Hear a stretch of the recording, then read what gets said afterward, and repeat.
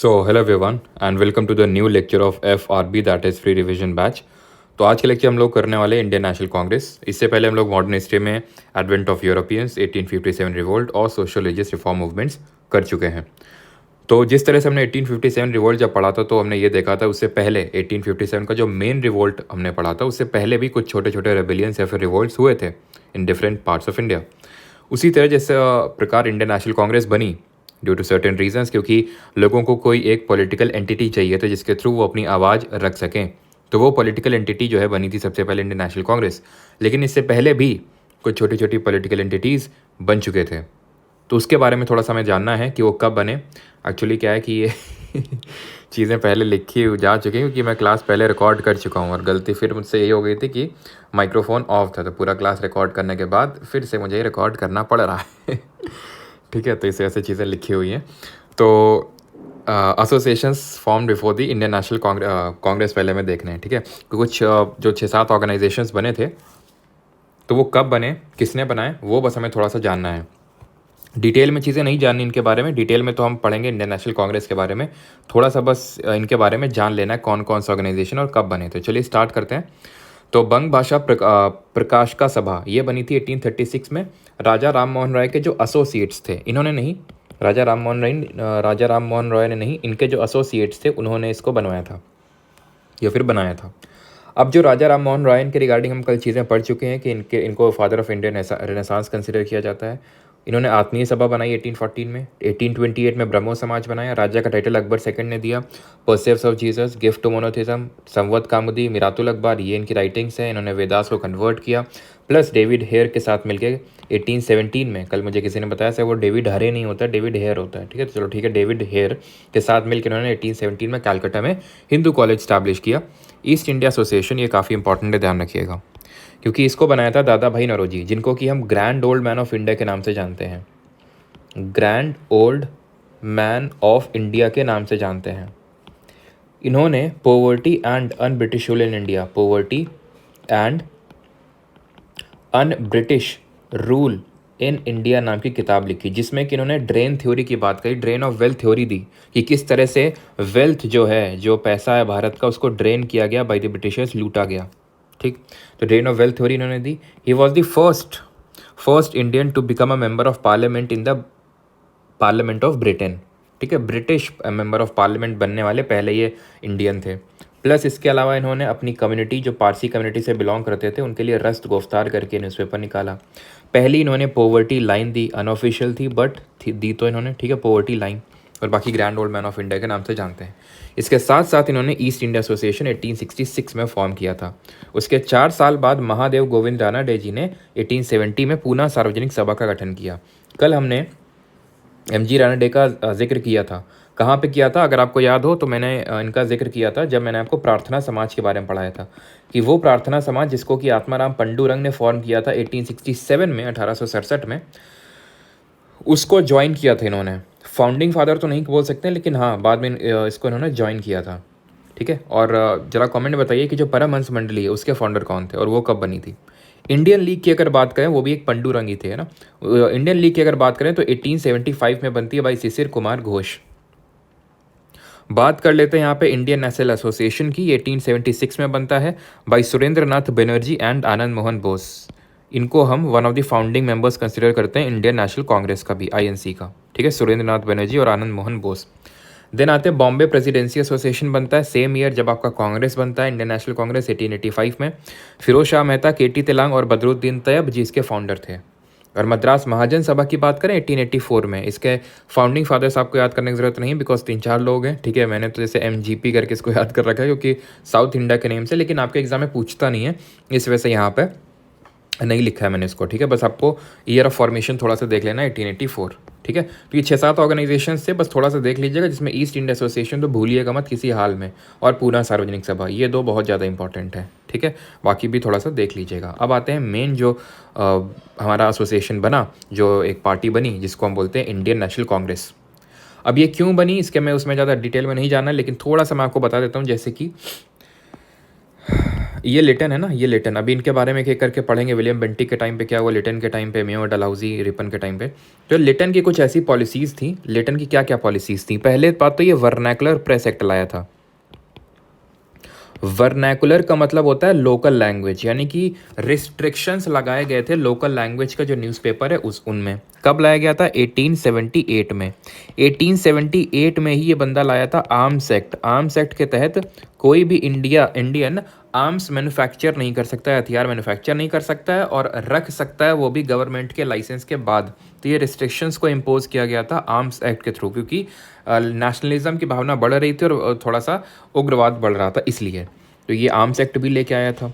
तो और इसी के टाइम पे ही 1877 में, 1877 में पहला दिल्ली दरबार ऑर्गेनाइज करवाया इसने। दिल्ली दरबार क्या होता था? ब्रिटेन में, क्योंकि आपको पता है 1857 के बाद से अब British east India company rule नहीं कर रही थी, अब डायरेक्ट क्राउन रूल था। तो ये जो डायरेक्ट क्राउन रूल था, यानी कि ब्रिटेन में बैठा हुआ राजा या रानी का रूल है, डायरेक्टली उसके नाम पे शासन हो रहा है। तो जब वहाँ पे राजा या रानी चेंज होता था तो दिल्ली दरबार ये लोग ऑर्गेनाइज करते थे। तो टोटल 3 दिल्ली दरबार हुए। एक आपका 1902 में जाके होता है और एक 1911 में होता है। ये थोड़ा सा इंपॉर्टेंट है 1911 वाला, बिकॉज यहीं पे अनाउंस किया गया था कि अब कैपिटल भारत की शिफ्ट होके फ्रॉम कैलकाटा टू दिल्ली हो जाएगी। 1877 में जो हुआ था, इस टाइम पे भुखमरी फैली हुई थी और उस टाइम पे ये लोग ग्रैंड दिल्ली दरबार, जहाँ ढेरों मिलिट्री पर्सनल्स, ढेरों एलिफेंट, हॉर्सेस, ये सब ऑर्गेनाइज करवाया जाता था। तो कहीं ना कहीं ये जो मतलब बोल सकते हैं कि कुछ ऐसी पॉलिसीज़ थी। और इसी इनके जाने के बाद जो रिपन जी थे, रिपन जी अच्छे थे। इन्होंने क्या किया? वीपीए यानी वर्नाकुलर प्रेस एक्ट को रिपील किया इन्होंने 1882 में। इन्होंने अच्छे अच्छे काम किए। रिपन जी को हम father of local self government के नाम से जानते हैं। Father of local self government के लिए इन्होंने काम किया, वो जो पंचायत और म्यूनिसिपैलिटी जो हम बोलते हैं। प्लस रिपन जी के टाइम पे ही पहला फैक्ट्री एक्ट आया 1881 में, कि भाई फैक्ट्री में इतने कम से एज के बच्चे काम नहीं कर सकते हैं, और वर्किंग कंडीशंस को थोड़ा सा इंप्रूव करने के लिए रिपन जी लेके आए। रिपन जी के टाइम पे हंटर कमीशन बना, एक एजुकेशन कमीशन था, हंटर कमीशन, एजुकेशन को लेके। और रिपन जी के टाइम पे एक बहुत इंपॉर्टेंट चीज़ हुई, एक बिल आया जिसको बोलते हैं इल्बर्ट बिल। अब ये इल्बर्ट बिल से रिपन जी ने क्या करने की कोशिश करी? इन्होंने ये करने की कोशिश करी कि अभी तक होता ये था कि अगर मान लो कि ये कोई जज है, मजिस्ट्रेट है, ये इंडियन मजिस्ट्रेट है, तो इसके अंडर में किसी यूरोपियन का ट्रायल नहीं चल सकता है, सिर्फ इंडियन का ही चल सकता है। लेकिन यूरोपियन के अंडर किसी का भी चल सकता है, यूरोपियन का भी, इंडियन का भी। तो इक्वालिटी लाने के लिए इल्बर्ट बिल लाए थे कि अब इंडियन जज के अंडर पे भी यूरोपियंस का ट्रायल चल सकेगा। इसका कड़ा विरोध हुआ यूरोप में। इंडिया में रह रहे यूरोपियंस ने किया, और यूरोप में मतलब वहाँ पे ब्रिटेन में भी हुआ। यूरोपियंस ने, यानी कि आपके जो खासकर ब्रिटिशर्स ने जो यहाँ पे इंडिया में रह रहे थे उन्होंने किया, और प्लस ब्रिटेन में भी हुआ। तो इसकी वजह से रिपन को इसमें चेंजेस करने पड़े, ये प्रोविज़न को हटाना पड़ा। तो ये कंसिडर किया जाता है एज एन इमीडिएट रीज़न कि भाई देखो ये अंग्रेज़ कितने वो हैं कि ज़रा से इक्वलिटी देने की जब बात आई तो ये कितना रेजिस्ट करने लगे। तो इसको हम इमीडिएट कॉज कंसिडर करते हैं, तात्कालिक कारण कंसिडर करते हैं for the formation of INC. जिस तरह से हमने जब 1857 का रिवोल्ट देखा था, तो हमने देखा था कि जो चर्बी वाले कारतूसों का प्रयोग, यानी यूज़ ऑफ ग्रीस्ड कार्ट्रिजेस, वो एक इमीडिएट कॉज था फॉर दैट। कॉजेस तो और भी बहुत सारे थे, जैसे जनरल सर्विस एस्टैब्लिशमेंट एक्ट हो गया, और जो मिस ट्रीटमेंट मिलता था सिपाहीज को, यानी सिपाहियों को, वो थे। लेकिन इमीडिएट कॉज क्या था? Use of greased cartridges. तो वैसे इसमें भी मैंने आपको ये कुछ रीजंस बताया, और भी रीजंस थे, बट ये इमीडिएट रीज़न था, इमीडिएट कॉज था, तात्कालिक कारण था। ठीक, क्लियर इतनी चीज़। तो वैसे हमने दो यहाँ पे जो दोनों थे इनके बारे में पढ़ लिया। अच्छा, इसके टाइम पे मैंने आपको एक और चीज़ बताई थी, आप रिकॉल करिए तब तक हम लोग यहाँ पे पहले चीज़ें ख़त्म करते हैं। तो 1885 में बनता है एलन ऑक्टेवियन ह्यूम, जो कि एक ब्रिटिश ऑर्निथोलॉजिस्ट था, वो इसका फाउंडिंग फादर था। ऑर्निथोलॉजिस्ट वो होता है जो पक्षी विज्ञान के बारे में पढ़ता समझता है। तो इसको हम फादर ऑफ इंडियन ऑर्निथोलॉजी के नाम से भी जानते हैं। पहला सेशन होता है गोकुलदास तेजपाल संस्कृत कॉलेज बम्बई में 1885 में ही। 72 लोग इसको अटेंड करते हैं, 72 डेलीगेट्स टोटल इसको अटेंड करते हैं, जो पहला वाला सेशन हुआ था, जिसको कि किसने प्रिसाइड किया था अभी हम एक एक करके देखेंगे यहाँ पे जो इंपॉर्टेंट सेशन हुए थे। तो जैसे 1885, चलो पहले हम यही डील कर लेते हैं इंपॉर्टेंट जो सेशन हुए थे। पहले हम यही देख लेते हैं जो इंपॉर्टेंट सेशंस हुए थे, और उसके बाद हम आ जाएंगे इंपॉर्टेंट कुछ डिफरेंट थ्योरीज दी गई थी कांग्रेस के फॉर्मेशन से रिलेटेड। तो 1885 में जो पहला सेशन हुआ था वो वोमेश चंद्र बैनर्जी ने प्रिसाइड किया था। अगला सेशन 1886 में, सारे सेशन नहीं देखने जो इंपॉर्टेंट वाले, 1886 में जो अगला हुआ था कलकत्ता में हुआ था दादा भाई नौरोजी जी ने, और तीसरा हुआ था मद्रास में 1887 में बदरुद्दीन तैयब जी। अब याद कैसे रखेंगे, क्योंकि पहले 3 है तो ये पता होना चाहिए कब कहाँ और किसने प्रेसिडेंटशिप करी। अब देखिए अगर आप बैच में होंगे तो ये चीज़ मैंने आपको पढ़ाई होगी पक्का, नहीं है तो अभी समझ लीजिए कि 3 इंपॉर्टेंट प्रेसिडेंसीज थी ब्रिटिशर्स की, एक कैलकाटा, एक बॉम्बे और एक मद्रास।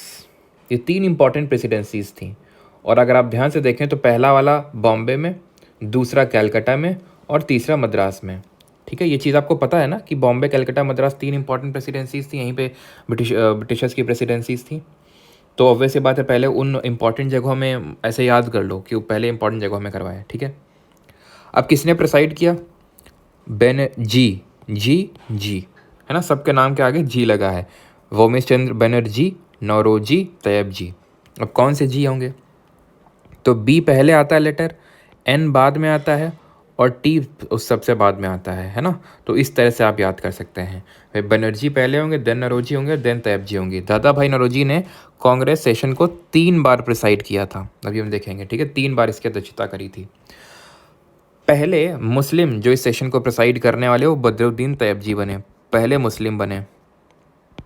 ठीक है, एम से मुस्लिम, एम से मद्रास। ठीक, जॉर्ज यूल ये बने पहले britisher, he became the first britisher. वैसे इसके पीछे का भी रीज़न होता है, जब वैसे तो हमें डिटेल में अभी नहीं पढ़ना है, रिवीजन कर रहे हैं क्योंकि ये मैंने आपको बताया होगा कि भाई जो जहाँ पे भी कांग्रेस का वो सेशन हो रहा है तो वहाँ का लोकल बंदा कोई नहीं बन सकता है प्रेसिडेंट। ठीक है, सारी चीज़ें हमने पढ़ी थी। तो 1888 इलाहाबाद में जॉर्ज यूल पहले ब्रिटिशर बने। अब 1896 का सेशन क्यों इंपॉर्टेंट है सर?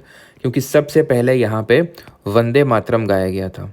वंदे मातरम किसने गाया था? रविंद्रनाथ टैगोर जी ने गाया था, लेकिन लिखा किसने इसको? बंकिम चंद्र चटर्जी, अपनी नॉवल आनंद मठ, है ना, वो हमें पता है, लेकिन गाया था रविंद्रनाथ टैगोर जी ने।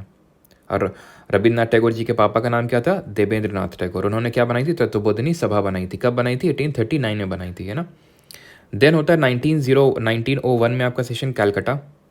ये क्यों इंपॉर्टेंट है? उतना इंपॉर्टेंट तो नहीं है, पहली बार गांधी जी की अपीयरेंस हुई थी। ठीक है, तो उतना ज़्यादा तो इंपॉर्टेंट नहीं है, बस थोड़ा सा देख लो कि गांधी जी अपीयर किए थे। गांधी जी ने प्रिसाइड नहीं किया था, ध्यान रखना, प्रिसाइड तो मात्र उन्होंने एक सेशन किया था, अभी देखेंगे, बेलगांव में हुआ था 1924 में। 1905 में बनारस में हुआ था, गोपाल कृष्ण गोखले जो हमारे गांधी जी के पॉलिटिकल गुरु थे। और ज़रा बताइए इनके बारे में, मैंने कल कुछ चीज़ आपको बताई थी, इन्होंने कौन सा ऑर्गेनाइजेशन बनाया था गोपाल कृष्ण गोखले ने? तो 1905 में बनारस में सेशन हुआ था। ठीक है, और ये क्यों इंपॉर्टेंट है? क्योंकि ये जब अभी हम अगला लेक्चर जो होगा बंगाल पार्टीशन, तो उसके बाद जो पहला सेशन हुआ था वो यही सेशन हुआ था, और इसमें कुछ इंपॉर्टेंट रेजोल्यूशंस अडॉप्ट किए गए थे, वो हम उसी लेक्चर में देखेंगे। ऐसे ही सेम यहाँ पे भी इंपॉर्टेंट 4 रेजोल्यूशन स्वदेशी बॉयकॉट इन चीज़ को लेकर अडॉप्ट किए गए थे, और इसको प्रिसाइड किया था, ये कलकत्ता में हुआ था, दादा भाई नौरोजी जी ने। ठीक है, वहाँ पे भी अगर आप ध्यान से देखें तो जो कलकत्ता में हुआ था उसको दादा भाई नौरोजी जी ने ही प्रिसाइड किया था। ठीक है, आगे बढ़ते हैं। और 1907 ये बहुत इंपॉर्टेंट सेशन है कांग्रेस को, बहुत ज़्यादा है, क्योंकि सूरत सेशन में कांग्रेस स्प्लिट हो गई थी। स्प्लिट का मतलब ये है कि कांग्रेस नरम दल और गरम दल में बट गई थी, क्योंकि अभी तक जो कांग्रेस के जो फाउंडिंग फादर्स थे वो मोस्टली क्या थे? शांत स्वभाव के आप बोल सकते हैं, उनको हम नरम दल बोलते हैं, नरमी से पेश आते थे ब्रिटिशर से, अपनी जो वो चीज़ें, खैर हम आगे देखेंगे, अभी यहाँ पे छोड़ो। जब ये 1907 का देखेंगे और 1916 का जब साथ में देखेंगे, इन मॉडरेट और एक्सट्रीमिस्ट का रीयूनियन करवाएंगे, तो वहाँ पर मैं डिटेल में बताऊँगा, अभी नहीं। ठीक है, तो अभी ये ध्यान रखना, याद हो जाए तो ठीक है, नहीं तो वहाँ पर तो मैं आपको रटवाई दूंगा। 1907 सूरत, रास बिहारी घोष। ठीक है, रास बिहारी घोष हैं, ये रास बिहारी बोस नहीं है, ध्यान रखिएगा। ठीक है, 1900 रास बिहारी बोस आगे आते इंडियन नेशनल आर्मी में। 1911 में कैलकाटा सेशन। ये क्यों इंपॉर्टेंट है? क्योंकि यहाँ पे सबसे पहले जन गण मन, जो कि भारत का राष्ट्रीय गीत है, सॉरी नेशनल एंथम है, राष्ट्रीय गीत तो वंदे मातरम, वो हमने देख लिया। जन गण मन जो नेशनल एंथम है उसको गाया गया था सबसे पहले, जिसको कि रविन्द्रनाथ टैगोर जी ने लिखा। 1916 में जो लखनऊ में सेशन हुआ उसको अंबिका चरण मजूमदार जी ने प्रिसाइड किया। 1917 में कैलकाटा में सेशन होता है, एनी बेसेंट ने, she became the first women president of Congress. किस सेशन में? 1917 कैलकाटा। आप एक चीज़ को ज़रा नोटिस करिए, क्या नोटिस करना है कि पहली बार वंदे मातरम कब गाया गया? कैलकाटा के सेशन में। पहली बार गांधी जी कब अपीयर हुए? कैलकाटा के सेशन में। पहली बार जनगण मन कब गाया गया? कैलकाटा के सेशन में। पहली वुमेन प्रेसिडेंट कब बनी? कैलकाटा के सेशन में, है ना। तो आप ऐसे याद कर सकते हो। महात्मा गांधी पहले प्रिसाइड कब किए, प्रेसिडेंट कब बने? तो 1924 का जो बेलगांव में सेशन होता है, बेलगांव आपका कर्नाटक में पड़ता है, और ये एकमात्र सेशन है, ओनली सेशन है जिसको प्रिसाइड किया, ठीक है। 1925 में कानपुर में सेशन होता है, इसको प्रिसाइड करती हैं सरोजिनी नायडू। ये इसलिए इंपॉर्टेंट है because she became the first Indian women president of Congress, क्योंकि ये इंडियन नहीं थी ना एनी बेसेंट, इसलिए, ठीक है। Indian women president of Indian national Congress. फिर अगर बात करें 1929 का, ये तो बहुत इंपॉर्टेंट है बिकॉज यहाँ पे सबसे पहले पूर्ण स्वराज गोल डिक्लेयर किया गया था, जवाहरलाल नेहरू ने प्रिसाइड किया था, बाकी चीज़ें बाद में देखेंगे। 1931 में ये भी इंपॉर्टेंट है बिकॉज यहाँ पे resolutions fundamental right, national economic policy को लेकर लिए जाते हैं, प्रिसाइड करते हैं हमारे सरदार पटेल जी, ठीक है, 1931 में। और ये दोनों बहुत इंपॉर्टेंट है, हम आगे देखेंगे, ठीक है। 1937 ये इसलिए इंपॉर्टेंट है कि ये पहला सेशन था जो कि गांव में हुआ था, first session to be held in village, पहला सेशन जो गांव में हुआ। देन 1938 में सेशन होता है हरिपुरा में। हरिपुरा कहाँ पड़ता है? मध्य प्रदेश में। ये इंपॉर्टेंट है बिकॉज सुभाष चंद्र बोस पहली बार इसके प्रेसिडेंट बने। अगले वाले में भी प्रेसिडेंट इलेक्ट हुए लेकिन उन्होंने रिज़ाइन कर दिया त्रिपुरी सेशन के लिए, प्रेसिडेंट बने। और 1947 जो इंडिपेंडेंस से जस्ट पहला वाला, जो मतलब लास्ट इंडिपेंडेंस से पहला वाला जो हम बोल सकते हैं कांग्रेस का सेशन हुआ था, यानी कि अनइंडिपेंडेंट इंडिया का लास्ट कांग्रेस का सेशन 1946 में मेरठ में हुआ था। और जेबी कृपलानी, जिनको आचार्य कृपलानी के नाम से भी जानते हैं, उन्होंने इसको प्रेसिडेंटशिप किया था, ठीक है। तो ये इंपॉर्टेंट सेशंस थे। अब डिफरेंट थ्योरीज जो कि मुझे पहले बता देनी चाहिए, तो मुझे पता था मतलब कि बतानी है, लेकिन ये था कि ठीक है अभी हम लोग आ गए थे तो वो सारी चीज़ें हमने देख ली। अब ये इंपॉर्टेंट थ्योरीज क्या हैं ये? तो जब कांग्रेस बनी थी तो कुछ लोगों का ऐसा मानना था कि भाई अंग्रेज़ों ने ये कांग्रेस बनने कैसे दी, अंग्रेज क्यों चाहेंगे कि कांग्रेस जैसा कोई ऑर्गेनाइजेशन बने जो उनका विरोध करे। तो मतलब ये है कि जो अंग्रेज हैं उन्होंने क्या किया है, जो एक्स्ट्रा प्रेशर डेवलप हो रहा था यहाँ पे, उसको रिलीज़ करने के लिए कि भाई अगर जब बहुत ज़्यादा प्रेशर बन जाएगा तो कांग्रेस इस एक पार्टी रहेगी जो इंडियंस को लगेगा कि हमारी पार्टी है और उससे हम प्रेशर को रिलीज़ करवा देंगे, ऐसा टाइप, जैसे प्रेशर कुकर में होता है तो सेफ्टी वॉल होता है उसमें। तो सेफ्टी वॉल थ्योरी दी थी लाला लाजपत राय ने। इसी तरह आरपी दत्त जी का यह मानना था कि कांग्रेस को एक कॉन्स्पिरेसी के थ्रू बनाया गया है, एक षड्यंत्र के थ्रू बनाया गया है। लाइटनिंग कंडक्टर थ्योरी, मतलब कि काफ़ी ज़्यादा लाइटनिंग कंडक्टर थ्योरी का ये मानना था जो गोपाल कृष्ण गोखले ने दी कि भाई बहुत ज़्यादा अत्याचार टाइप बढ़ रहा था अंग्रेज़ों का, तो इसलिए जो है लाइट मतलब कि एक बोल सकते हैं कि एक बिजली खड़की और कांग्रेस बनी, तो गोपाल कृष्ण गोखले। एंड डफरिन, जो डफर टाइप का आदमी था, इसी के टाइम पे कांग्रेस बनी थी। तो पूछता है आपसे क्वेश्चन कि वॉइसरॉय कौन था जब कांग्रेस बनी, तो डफरिन। और डफरिन ने कांग्रेस को फैक्ट्री ऑफ सेडिशन बोला था। सेडिशन मतलब होता है आपका षड्यंत्र, ठीक है, षड्यंत्र। तो कांग्रेस को ये बोला था डफरिन ने। अब आते हैं जो ये इंपॉर्टेंट गवर्नर जनरल के टाइम पे क्या क्या इंपॉर्टेंट चीज़ें हुई थी। तो रिपन और लिटन का हमने पढ़ लिया। मैंने आपसे पूछा था लिटन के टाइम पे एक और क्या चीज़ मैंने आपको बताई थी, ठीक है, तो ये मैंने आपको बताया था सेकेंड एंग्लो अफ़गान वॉर, ठीक है, सेकेंड एंग्लो अफ़गान वॉर, है ना। पहला वाला तो ऑकलैंड के टाइम पे हुआ था। फिर हेनरी लॉरेंस है जिन्होंने पॉलिसी ऑफ मास्टरली इनएक्टिविटी चलाई। और जो सेकेंड अफ़गान वॉर हुआ था 1878 से लेके 80 के बीच में, वो हुआ था इसके टाइम पे, ठीक है। बाकी चीज़ें हमने पढ़ ली। मेयो के बारे में पढ़ लेते हैं। अब ये जो मेयो था, पहली बात तो ध्यान रखना, जो मेयो था इसको जानते हैं हम कि इसकी हत्या कर दी थी। ये अंडमान निकोबार की जेल में गया था, तो वहाँ पे अपने शाहिद अफरीदी के पुरखों ने शेर अली अफरीदी एक था बंदा, एक अफ़गान था, उसने मार डाला था इनको, पीछे से स्टैब कर दिया था, है ना, चाकू घोप दिया था, ठीक है। और स्टैटिस्टिकल, ठीक है, स्टैटिस्टिकल सर्वे ऑफ इंडिया जो बना था, स्टैटिस्टिकल सर्वे ऑफ इंडिया जो बना था वो भी मेयो के टाइम पे ही बना था। डलहाउजी, इस गधे के टाइम पे क्या हुआ था, तो ये जो है डॉक्ट्रिन ऑफ लैप्स थ्योरी लाया था, ठीक है, जिसके बारे में मैंने आपको पहले पढ़ा दिया था, हड़प नहीं थी। और इसके तहत सबसे पहले उसने किसको एक्वायर किया था, सतारा को 1848 में, संबलपुर, जैतपुर, देन झांसी। इसी के टाइम पे ही अगर आपको याद हो सेकेंड एंग्लो सिख वॉर हुआ था, याद है आपको, सेकेंड एंग्लो सिख वॉर इसी के टाइम पे हुआ था। कब? 1848 में, 1848 में हुआ था। अच्छा, पहला एंग्लो सिख वॉर कब हुआ था? 3 साल पहले तो हुआ था, 1845 में। ये सारी चीज़ें याद करो। 1809 में treaty of Amritsar Sutlej river boundary. 1839 में महाराजा रंजीत सिंह की डेथ। 3-4 साल में काफ़ी रूलर चेंज हुए, इंस्टेबिलिटी आ गई, तो 1845 में सतलज रिवर पे फोर्स लगा दिया और वॉर छेड़ दिए। तो 1845 में जब ये वॉर हुआ तो हार्डिंग द फर्स्ट था एंग्लो सिख वॉर के टाइम पे, फर्स्ट वाले के टाइम पे। First Anglo Sikh war Lord Harding, या सॉरी लॉर्ड मत लगाया करो, हार्डिंग फर्स्ट के टाइम पे हुआ था, है ना। और फर्स्ट एंग्लो जो आपका सिख वॉर है वो किस ट्रीटी से ख़त्म हुआ था? ट्रीटी ऑफ लाहौर से ख़त्म हुआ था वो, ठीक है। तो डलहौजी के टाइम पे और क्या हुआ था? पहली जो ट्रेन वो मतलब फ्रेट ट्रेन, ठीक है, जो गुड्स ट्रेन जिसको बोलते हैं, पैसेंजर वाली नहीं, पहली ट्रेन चली थी कहाँ से कहाँ के बीच में? बॉम्बे टू थाने, ठीक है, बॉम्बे टू थाने के बीच में चली थी। प्लस डलहौजी के टाइम पे ही आपको ध्यान रखना है कि एक पब्लिक वर्क्स डिपार्टमेंट स्टैब्लिश हुआ था, ठीक है, public work department, in short मैं PWD लिख रहा हूँ। इसी के टाइम पे ही आपका विडो रीमैरिज एक्ट, मैं आपको पहले भी पिछले लेक्चर में पढ़ा चुका हूँ, विडो रीमैरिज एक्ट 1856 में पास हुआ था। इसी के टाइम पे ही आपका जो टेलीग्राफ लाइंस है वो पड़ी थी, टेलीग्राफ जो लाइंस हैं वो बिछाई गई थी। प्लस इसी के टाइम पे ही आपका पोस्टल जो रिफॉर्म्स है वो लाए गए थे, ठीक है, तो इसको पोस्टल रिफॉर्म्स के लिए भी जाना जाता है, ठीक है। और इसी के टाइम पे ही ध्यान रखिएगा एक आया था आपका वुड्स डिस्पैच, ठीक है, वुड्स डिस्पैच, जिसको कि हम Magna carta of Indian education के नाम से भी जानते हैं। 1854 में, तो इसको हम किस नाम से जानते हैं? Magna carta of Indian education, Magna carta of Indian education. अब था क्या कि आपका इससे पहले आया था कुलेज मिनट आया था, ठीक है, इससे पहले बेंटिक के टाइम पे आया था वो। कहाँ लिखें, यहाँ लिख देते हैं, ठीक है, आप समझ जाइएगा। मैकुलेस मिनट आया था।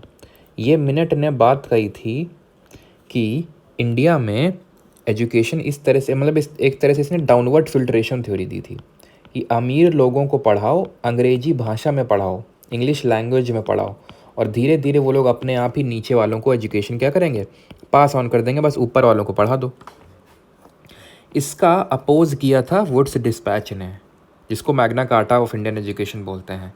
इसने बोला था कि डाउनवर्ड फिल्ट्रेशन थ्योरी हटाओ और ठीक है, लोगों को मतलब इंग्लिश लैंग्वेज में एजुकेट करो, लेकिन नीचे वाले लेवल पे वर्नाकुलर्स और एंग्लो वर्नाकुलर में भी, यानी उनकी लोकल लैंग्वेज में भी एजुकेशन प्रोवाइड की जानी चाहिए। ये वुड्स डिस्पैच ने बोला था, जो डलहौजी के टाइम पे आया था 1854 में।